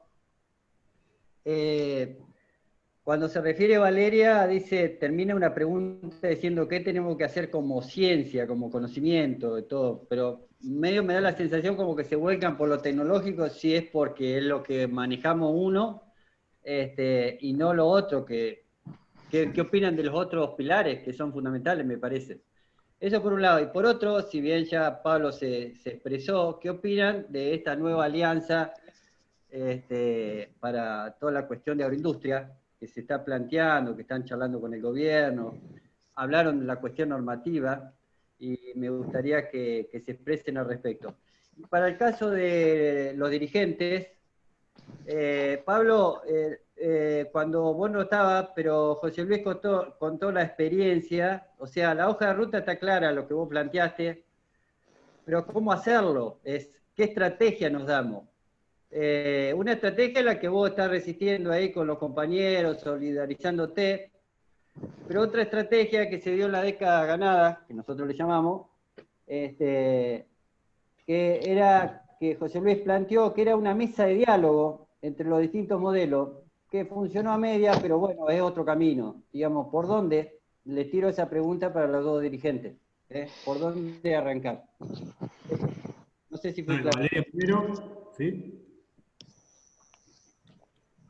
Y después los compañeros.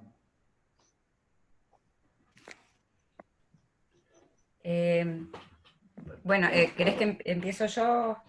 Sí. No, lo que nosotros justamente planteamos es la integralidad de ese, justamente, y quizás, digamos, cuando fue lo de Vicentín, nosotros hicimos una reflexión, bueno, un poco al calor de los sucesos, y, digamos, y lo que veíamos es que obviamente no es lo mismo que el Estado, digamos, que la estructura digamos, que el Estado pasara a jugar en el sector de la comercialización. Ahora, es condición necesaria, uno podría decirlo así, podría ser condición necesaria, pero no suficiente. ¿En qué sentido? ¿Cómo compite el Estado?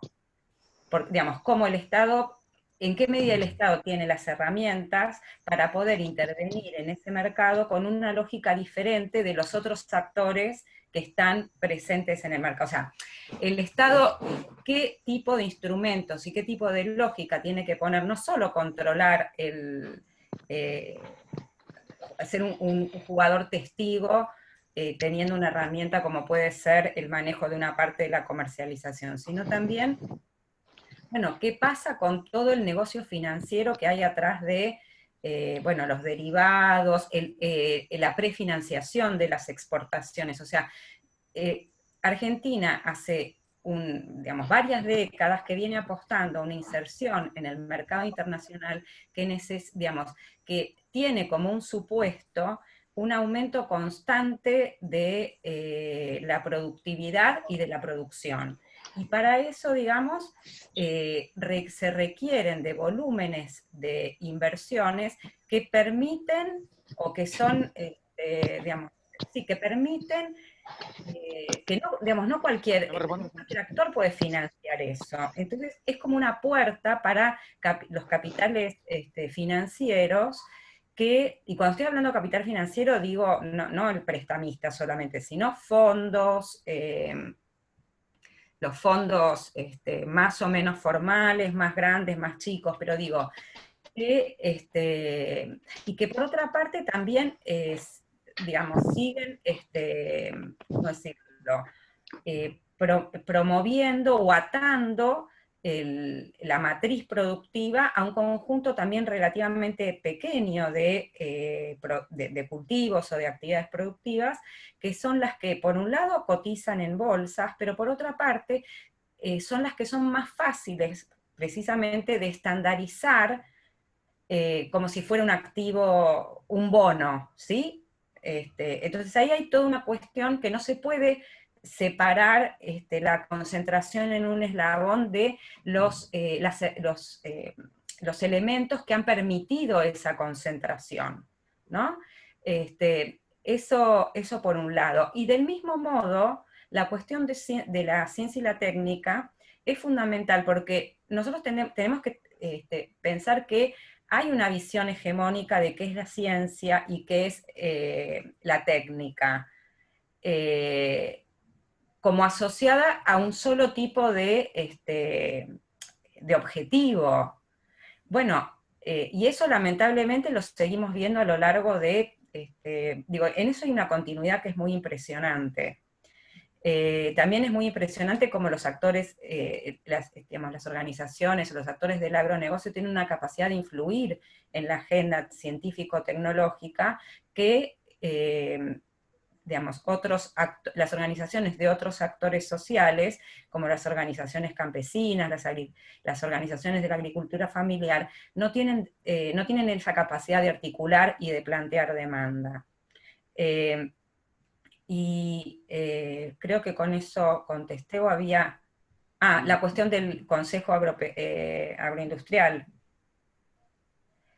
A mí me parece que esa es una, es una instancia que hay que, justamente, digamos, me parece uno de los compañeros hacía referencia al proyecto de las granjas, ¿no?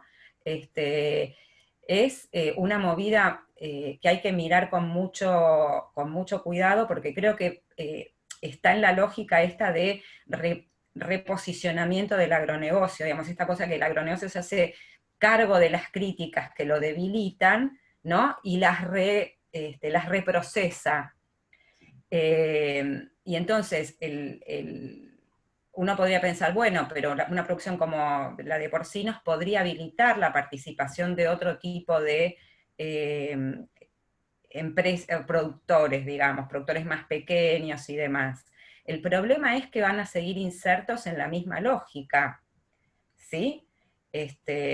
Y por otra parte, también es muy interesante porque la existencia del Consejo, y con esto cierro mi intervención, está permitiendo, digamos, a este proyecto, sacarse de encima a las voces más irritantes, ¿no? Es muy interesante que en todas las notas de los diarios, o incluso de diarios simpatizantes, digamos, del actual gobierno, aparece la mesa de enlace como afuera del Consejo Agrario. Yo no digo, del Consejo Agroindustrial, yo no digo que esté o no, porque no lo tengo muy claro, pero digo, me parece muy interesante ese posicionamiento público. Esto quiere decir que hay un sector que es el que maneja todos estos resortes que se vuelve a posicionar como los que sí pueden impulsar un desarrollo. De hecho, digamos, la ley, el proyecto de ley que presentaron los muestra con esa voluntad de sentarse al lado, junto a el Ministerio de Agricultura. Prácticamente, digamos, realmente es una voluntad de arrogarse, siendo que nadie los votó, digamos, ¿no? Pero solamente para decir lo de la ciencia y la tecnología, nosotros elegimos enfatizar en ese pilar, porque bueno, estamos en el INTA y ustedes son, digamos, el instrumento que el Estado tiene para generar conocimiento para el sector agropecuario, ¿no? Entonces nos parecía, y se escuchan desde hace muchos años, mucho antes del gobierno de Macri inclusive, esta idea de ciencia abierta, ciencia ciudadana, bioeconomía, ¿no? En donde aparece la unidad básica de la biomasa como la unidad que convierte toda la naturaleza a ese mínimo denominador común, que es, digamos, en isomorfismo con la mercancía, la básica, el dinero, como también denominador común de la economía. O sea que claramente es una lógica absolutamente económica de la naturaleza, ¿no? Entonces, también es importante, como para este colectivo que se propone construir una mirada crítica alternativa, pero de acompañamiento a una gestión pública, digamos, del Estado, ¿no? Una gestión que está en ejercicio del gobierno. Por eso hablábamos, la pregunta era, ¿qué ciencia para acompañar la transición? Porque claramente este gobierno no se plantea una revolución, ¿no? No estamos en un contexto de revolución, de cambio, digamos, radical. Estamos en un contexto de cambio transicional. Entonces, bueno, ahí hay una pregunta que es una pregunta incómoda, ¿no? Porque, ¿cómo se hace? El compañero José Luis Castillo dijo, bueno, yo me puse a dialogar, pero llega un punto que los otros me sacan el fumigador y se acabó el diálogo, digamos, ¿no? Y él hablaba de, yo saco mi tractor y ellos sacan la 4x4, y bueno, y así, digamos, y sabemos, ¿no? Lo que son las empresas de desmonte para entregar llave en mano, desmonte significa no solamente sacar el bosque, sino sacar a todas las familias que están adentro, ¿no? Y vienen con las guardias blancas. Entonces, bueno, ¿cuáles son las vías de esa? Y al mismo tiempo, bueno, ustedes son del INTA, nosotros somos de la academia, y bueno, tenemos que enfrentar estas preguntas, ¿no? Digamos, ¿qué ciencia? Por eso la pregunta era más dedicado para que cada uno pudiera apropiarse y reflexionar en esos términos, ¿no? Bueno, excelente manera. Pucha, ¿querés repetir la pregunta a los compañeros José Luis y a Pablo? 4 preguntas, Pucha. Sí, no, cortita. La hoja de ruta ya la planteó clarito José Luis y por dónde ir. Lo difícil es la estrategia, o sea, cómo hacerlo. Una experiencia fue la mesa de diálogo que planteó José Luis, por ahí la podés ampliar, José Luis, porque muchos no la conocen, o hay acá compañeros que están en el conversatorio que saben bien de qué se trata, que fue ahí coordinada por el obispado, el arzobispado. Y otra experiencia es la que plantea Pablo, que la está peleando ahí, resistiendo. No es o una o la otra, sino pensar qué estrategia nos damos en determinado momento. Imaginemos, ¿no?, en el contexto que estamos, que bien lo planteó Valeria, estamos en una época de transición, no es la revolución. Eso. Digo para que los dirigentes, a ver qué opinan. Bueno, a mí me parece que, a ver, seguramente lo que planteé yo y planteó Pablo, seguramente que son los dos caminos experimentados. Pero yo por ahí voy a hacer un poquito de memoria y recuperar los caminos, las posibilidades que están. En primer lugar, muchísimas de nuestras organizaciones acompañamos a esta gestión, por eso formamos parte y por eso depositamos un montón de esperanza y propuesta en este proyecto político, económico, productivo, como quieran llamarle, que encabeza Alberto Fernández. Entonces, la mayoría de las organizaciones sociales estamos jugando de acompañamiento. En cambio, la mesa de enlace, el agronegocio, le es muy fácil porque oposición, no quieren colaborar, quieren destruir lo que hay. Entonces, esa es la primera diferencia que tenemos. Y segundo, las organizaciones no tienen patrón. Las organizaciones somos pueblo y está depositado en este proyecto nuestra esperanza. Los otros son patrones, que ni siquiera son patrones argentinos, entonces les es mucho más fácil destruir. Bueno, y acá voy con los elementos positivos que yo conozco. El Consejo Nacional de la Agricultura Familiar Campesina e Indígena es la parte más parlamentaria que hay a nivel país, donde el Estado Nacional, encabezado por el presidente o el ministro de Agricultura de la Nación, con los representantes más genuinos de la agricultura familiar del todo el país. Hay una condición que mínimamente las organizaciones para participar en ese consejo deben tener participación en 3 o más provincias, si no, no pueden estar en ese consejo.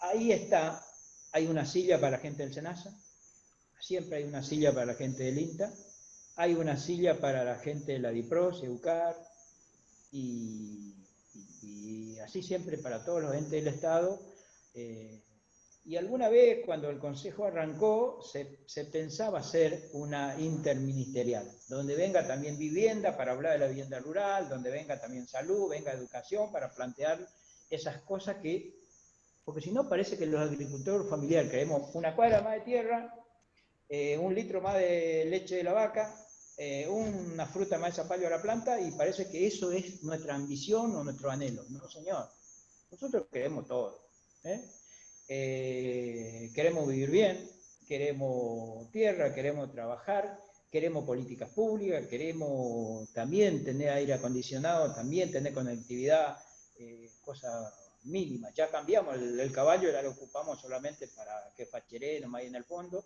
ya trabajamos con tractor, así que me parece que, pero digo, me parece que ahí es donde se puede dar debate político, social, y se pueden hacer los aportes técnicos y académicos en la discusión. Me parece que eso es yo lo que veo el espacio más genuino, pero el más genuino donde podemos andar. Y si ahí madura la idea, me parece que está bastante lejos, hay como, no me acuerdo si son 18 o 19 cuadras. Lo cambiamos a diputado y senador y damos el debate. Ahí me parece que es lo que nos falta un poquito. Yo en la justicia en este momento no quiero ir porque estamos cansados de denunciar a los fumigadores y perder. Pero me parece que siendo ordenado, empecemos por el Consejo. La ley está avanzando, ya tiene pedido de reglamentación, y en la ley están establecidos y resguardados un montón de los reclamos que hice yo, que hizo Pablo, que hicieron las compañeras con ganas de aportar. Me parece que en los 36 puntos de la ley, que lo escribimos nosotros con un montón de profesionales y un montón de aportes académicos, de todas las organizaciones campesinas, indígenas, de Federación Agraria, no quedó nadie acá afuera. Por supuesto, INTA, SENASA, todo el mundo participaron en esto, y yo sostengo que me parece que eso es el camino, y de ahí ojalá logremos esa correlación de fuerza. Yo celebro y formo parte, y estamos adhiriendo del primer día, lo de Vicentín. Nosotros fuimos parte de eso. También el proyecto Artigas, nosotros nos enamora, nosotros sin darnos cuenta tenemos un proyecto de Artigas hace mucho tiempo, que este proyecto que nosotros seguramente que quería Artigas, el que hacemos nosotros, con la suerte que estamos en el territorio y hicimos antes. Entonces me parece que todo sirve, pero el más democrático, y siendo parte de este proyecto, me parece que apoyar, participar, pedir o hacer llegar los aportes al Consejo Nacional de la Agricultura Familiar, que es donde hay un montón de orejitas que no tienen que escuchar, de los dos lados, algunos cabezones que estamos de este lado que decimos ser representantes de organización, y un montón de profesionales que tienen muy buena intención del otro lado, y un responsable que es el compañero Miguel Gómez y Basterra, que seguramente tienen que escucharnos, y ojalá que eso sirva para empujar y tengamos reglamentada la ley, que eso ya va a ser una tranquilidad, porque ahí ya podemos hablar fuerte de la fumigación, podemos hablar fuerte de la agroecología, y acá yo también le quiero convocar a las compañeras.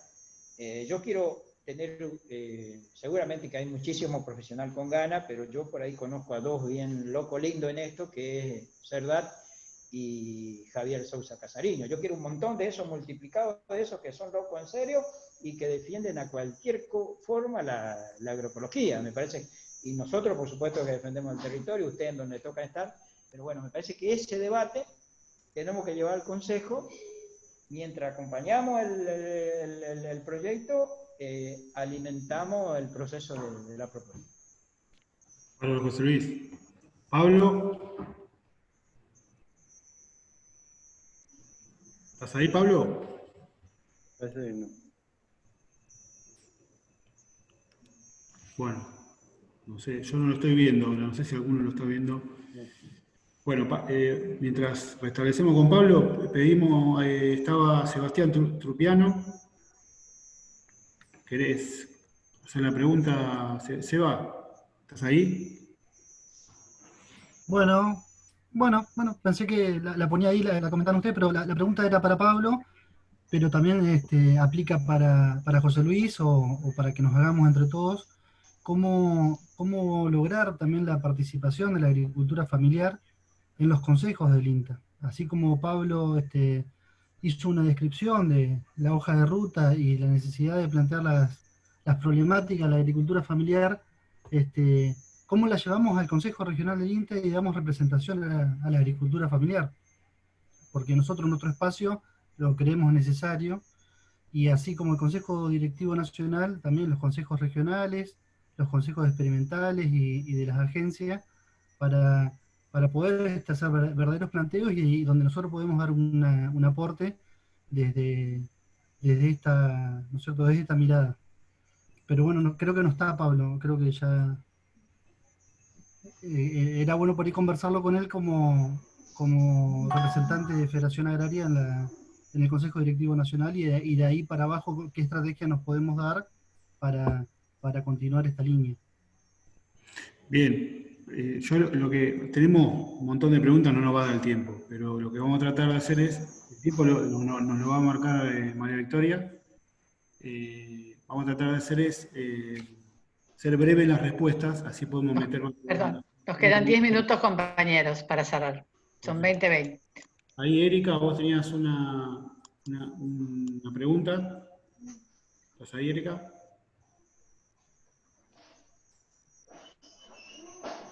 Bueno, cuento la pregunta. A mí me gusta que haya más aportes, por eso no las leo. Erika, Carla, en base a las características del agronegocio que articula niveles muy altos y hacia abajo terciariza todo, ¿cómo o cuál creen que debiera ser el diálogo del gobierno con esos sectores? Por ejemplo, bueno, habías hablado del Consejo Agroalimentario. ¿Ese es el interlocutor? Bueno, primero eso, después otra pregunta a Pablo que no está conectado. ¿Se entendió, Carla, la pregunta? Creo que sí, si no ella me dirá después. Digamos, yo lo que me parece es el consejo realmente se está tratando de elegir como, no solo como portavoz, o sea, una cosa es como lo vemos nosotros, pero se está presentando a la sociedad como un portavoz mucho más amplio que el sector que verdaderamente representa, ¿no? Sino como el portavoz de la agroindustria. Entonces, lo que creo es que, obviamente, es importante, digamos, que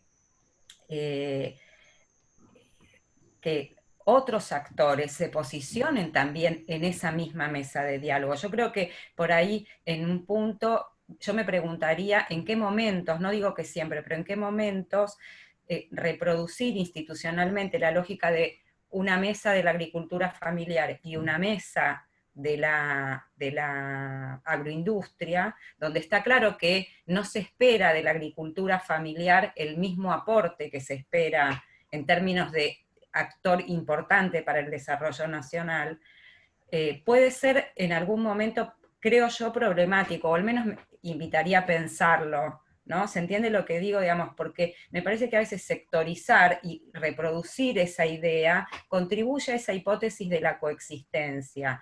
Entonces, claro, podemos tener apoyo, digamos, hay estudios que muestran, que hicieron el ICA, que incluso en Brasil, que se dio esa estrategia ¿no?, del ministerio, digamos, un ministerio como más agrario para los grandes y un ministerio como para contemplar las demandas digamos, de los sectores subordinados o subalternos del campo, y efectivamente los recursos que fueron al MST, por ejemplo, bueno, al sector que representa el MST fueron importantes, pero fueron mucho más los que fueron para el sector para los actores del agronegocio. Y a veces eso se escapa cuando se configuran como dos andariveles. Por eso digo, yo creo que el Consejo se impone como interlocutor. Me parece que no hay que, o sea, me parece que hay que darse cuenta que no hablan solo por ellos, hablan en nombre de todos, intentan, porque realmente es un proyecto con vocación dominante. No sé si respondo a la pregunta. Sí, creo que claramente.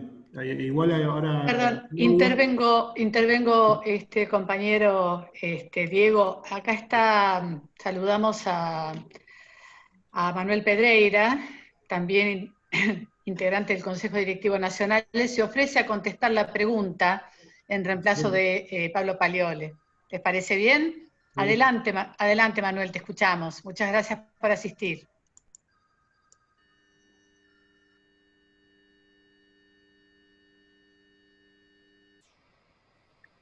Abre tu micrófono, así te podemos escuchar, Manuel. Ahí, adelante. Creo que se perdió la conexión. Desgraciadamente se perdió la conexión. Está Una conectado pena. el audio, che, no se escucha. No se escucha, Manuel, el audio. Creo que se le frizó la conexión. A ver, ahí está. Retomamos. Cualquier cosa retomamos luego. Sigamos, Diego. Vamos con Claudia Vidal, que tenía una pregunta que también iba en ese sentido para Carla y Valeria. Comentala, Claudia, si te parece. Hola, bueno, muchas gracias. Sí, un poco, no sé si es una pregunta o una reflexión. Cuando comentaban que el agronegocio pudo revertir de alguna manera la mala fama, perdón porque mi perro está atrás, la mala fama con el tema de las pulverizaciones y demás, y lo revierte. A mí lo que me preocupa es que ahora también en lo de la agroecología también están dando la vuelta con el tema de los bioinsumos y casi sin darnos cuenta, en cualquier momento están siendo ya punta en todo el tema de los bioinsumos. Entonces, digo, a ver, ¿qué nos está pasando? Porque nos inventaron lo de la certificación con todas las organizaciones que son hijas de APRESID, y ahora vienen también por lo de agroinsumo. Entonces, ahí hay que tomar la posta para parar eso. Lo que yo no tengo la respuesta es el cómo, digamos, pero me parece que es importante mirarlo. No sé qué opinión tienen sobre eso. Bueno, un poco lo que decía, ¿no? Que la ambientalización del conflicto esconde las otras dimensiones políticas y económicas del conflicto, el acaparamiento de tierra, el manejo insustentable del agua, en el sentido, y el conflicto es un conflicto de distribución y de injusticia, y eso, al quedar como ambientalizado, con la lógica tecnocrática que tiene el capitalismo, en donde la ciencia y la tecnología aparecen como la norma que va a resolver los problemas, la solución es tecnológica, cuando en realidad hay un problema político, de economía política, digamos, cómo nos organizamos para distribuir la riqueza que genera la sociedad, ¿no? Entonces, digamos, si bien la ambientalización en un primer momento se constituyó en un fuerte para generar una posición crítica, también hay que tener cuidado en esta otra función que aparece, ¿no? Que termina, digamos, escondiendo o diluyendo, invisibilizando el debate político propiamente. Yo una sola cosa, agregaría que me parece que estos son lugares donde, digamos, donde digamos, nosotros también tenemos que debatir, o sea, forma parte de la tarea política como de construir en el espacio público estos mecanismos, porque, digamos, estos mecanismos de qué es lo que esconde atrás, ¿no? Que es un poco tu preocupación. Bueno, nos enchufaron las buenas prácticas, ahora, no sé, o sea, toman las preocupaciones del desarrollo, de la cuestión de la sustentabilidad, y hacen una agenda propia, además con la cual ganan, hacen negocio también, ¿no? Entonces me parece que hay intervenciones para hacer ahí también, y proponer otras formas de desarrollar estas, digamos, o normativas, o Disculpen, Por eso- pero se nos agota el tiempo. Son 20:30 y se va a cortar la comunicación, así que agradecemos a todos y a todas, pero no depende de nosotras. Si querés, doy paso a Ale Moreira, Diego, y si se corta, se corta. No tengo claro si se corta. ¿No? Está ¿No? todo bien porque se va a cerrar, es mejor que nos saludemos. Se va a cerrar, Yo es mejor que cerremos. sí, charlamos, esto tiene que seguir, no cierra en No. un solo encuentro esta temática, creo que vamos por la segunda seguro, muy bueno. No. Muchas gracias a todas y todos. ¿Mm? Se va a cortar la